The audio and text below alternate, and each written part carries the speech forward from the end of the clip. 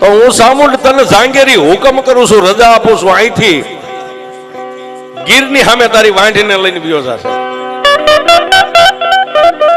અને સાહેબ ડોકની માલબા માળા પહેરી અને પછી જેટલા માલધારી હારે હતા ને, કોઈ નાના ભાઈ ભરવાડું હતા, મોટા ભાઈ હતા, રબારી હતા, એ બધાને તેથી એટલું કીધું, બાપ મારી સામુંડ નો હુકમ થઈ ગયો છે, હવે હાલો અહીંથી ગીરની માલપા વાંઢીને લઈને ગયો જવું છે.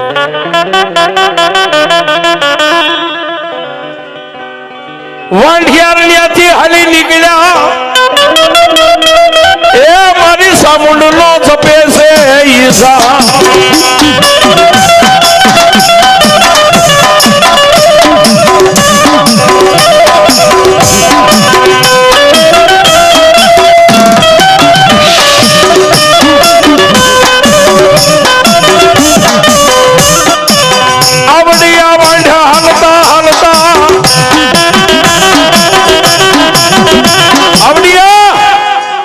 વાંઢ હાલતા હાલતા આજનો જે ગરબો ગઢગીરનાર રહ્યો સાહેબ, એ જુનાગઢના પેટાળની માલપા ગયો હો સાહેબ.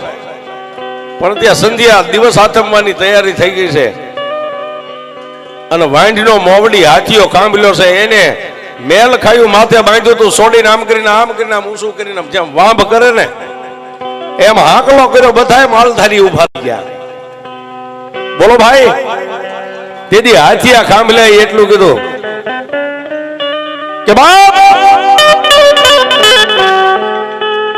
આજની રાત અહીં રોકાઈ જાય ને કાલનો દી ઉગે ને જ્યાં માતાજી સામુંડા લઈ જાય છે ને આપણા અંચળ હશે ને ત્યાં વ્યા જઈશું. બધાએ માલધારી પોતપોતાના ઉછાળા હેઠે ઉતારી માલધારીની બાયુ, રબારીની બાયુ, ભરવાડની બાયુ ત્રણ પાણાના માળીંગા કરી અને જે કાંઈ રાતી બુરીઓ ઝાડનો લોટ હતો ને એના રોટલા મંડી ગયા ઘડવા. હો પણ અજાણી ધરતી, નહીં હગા નહીં વાલા,